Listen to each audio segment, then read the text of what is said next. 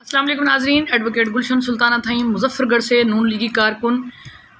آج 11 جون ہے اور ہمارا بجٹ تیار ہو چکا ہے۔ 4 بجے کے بعد اس کو قومی اسمبلی میں پبلکلی طور پر قومی اسمبلی پاس کر کے اناؤنس کر دے گی۔ تو پوسٹ بجٹ کانفرنس جو اسحاق ڈار صاحب نے بیان کی ہے اس سے متعلق آپ کو تھوڑا سا بیان کر دوں کہ بیسیکلی یہ بجٹ ہوتا کیا ہے۔ بجٹ ہماری 1 سال کے لیے حکومت کی مالی منصوبہ بندی ہوتی ہے کہ انہوں نے ٹیکسز کے ذریعے جو رقوم حاصل کرنی ہے ان کو مختلف محکموں میں کس طرح سے 1 سال کے لیے خرچ کرنا ہے۔ تو آمدن ہماری کہاں سے ہوتی ہے؟ ٹیکس کے ذریعے سے ہوتی ہے، ہماری جو امپورٹ ایکسپورٹ سے ہوتی ہے، اور ہم اسکولوں کے اندر جو تھوڑی بہت فیسیں دیتے ہیں، ہاسپٹلس کے اندر دیتے ہیں، ہم جب وابڈا کی یہ بلز پے کرتے ہیں، جی ایس ٹی اس کے اوپر لگتا ہے، تو مختلف قسم کے ٹیکسز ہوتے ہیں ہماری سیل پرچیز کے اوپر، برآمدات، اور اس سے بھی اکٹھا ہوتا ہے، اور اس کے بعد ہم مالی قرضے بھی لے لیتے ہیں۔ جس طرح ہم ایک گھر کو چلاتے ہیں تو ملک کو بھی اسی طرح سے چلایا جاتا ہے۔ تو جناب ہمارا جو اس سال کا 2023-2024 کا بجٹ ہے وہ تقریباً 14.5 خرب روپے کا ہے، 1 سال کا تخمینہ جو لگایا گیا ہے۔ اور سب سے پہلے میں مبارکباد دیتی ہوں پی ڈی ایم اے کو، اپنی گورنمنٹ کو، کہ انہوں نے اتنا اچھا بجٹ تیار کیا۔ ان مالی حالات کی مشکلات کے باوجود بھی جو اسے ہم متوازن بجٹ یا ایک ذمہ دارانہ بجٹ کہہ سکتے ہیں۔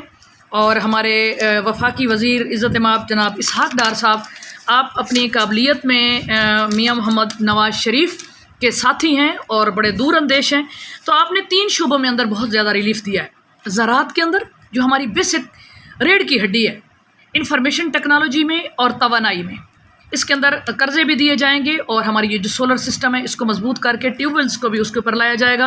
اور خوشخبری ہے ہمارے سرکاری ملازمین بہن بھائیوں کے لیے اور پینشنرز کے لیے کہ ان کو 35% جو ہے وہ ایڈہاک ریلیف الاؤنس دیا جائے گا، اور کم سے کم وفاقی 32,000 تنخواہ ہوگی۔ ترقیاتی منصوبوں کے لیے اتنا پیسہ دیا گیا اور کام کرائے گئے ہیں کہ 3.5% شرح نمو ترقی ہوگی، اور دونوں سرکاری اور نجی شعبے مل کر چلیں گے۔ اور اس کے علاوہ انہوں نے تعلیم کے لیے 82 ارب، صحت کے لیے 26 ارب، بے نظیر انکم سپورٹ کے لیے 400 ارب، اور 93 لاکھ گھرانوں کو مستفید کیا جائے گا۔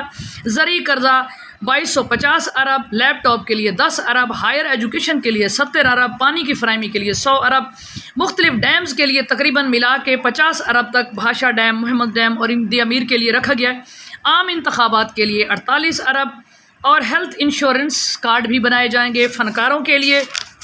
تو جناب یہ ایک ان مشکل حالات میں بہت اچھا بجٹ ہے، لیکن اس کے لیے نان فائلرز کو کافی نقصان ہو رہا ہے کہ وہ اپنے فائلز وغیرہ بنوائیں اور فائلر بنیں، اور مہنگائی کی جو شرح ہے وہ 21% تک رہے گی۔ آبادی کی شرح بہت زیادہ الارمنگ ہے جو نقصان دہ ہے۔ اب اس میں حکومت ٹیکس، آمدنی، مہنگائی اور سبسڈی کس طرح سے دے گی؟ میں مبارکباد پیش کرتی ہوں کہ آپ نے کم از کم پاکستان کو معاشی قوت، جیسے کہ ہم ایٹمی قوت ہیں، بنانے کا وعدہ کیا ہے، اور تمام اہداف جو ہیں اگر ہم اس پر عمل کریں تو قابل حصول اور عملی ہیں، اور 2017 کی طرح تمام چیزوں کی جو مہنگائی ہے اس کو کنٹرول کیا جائے گا۔ اب عام آدمی سے درخواست یہ ہے کہ آپ لوگ اپنی آبادی کو کنٹرول کریں اور ہر بندہ کام کرے، جدت کے ساتھ کام کرے، تاکہ ہماری آمدن میں اضافہ ہو، ہر فرد کے اوپر زور دیا جائے، ہر وقت حکومت کو ڈسکس نہ کرتے رہیں، مختلف کاموں میں اپنے نوجوان بچوں کو بھی کام پہ لگائیں۔ جیسا کہ آصف علی زرداری صاحب کی مجھے کل بات بڑی اچھی لگ رہی تھی کہ جیسے وہ کہتے ہیں کھپے پاکستان، تو انہوں نے انڈسٹریلسٹ کو کہا ہے کہ آپ تمام لوگ اپنے پیسے بتائیں، ہم ٹیکس میں بھی کمی کریں گے، کیونکہ انڈسٹری جیسے آئے گی لوگ اپنی انویسٹمنٹس کریں گے، لوگوں کو ترقی ملے گی، ان کو روزگار ملے گا، اور پاکستان ترقی کرے گا۔ جزاک اللہ۔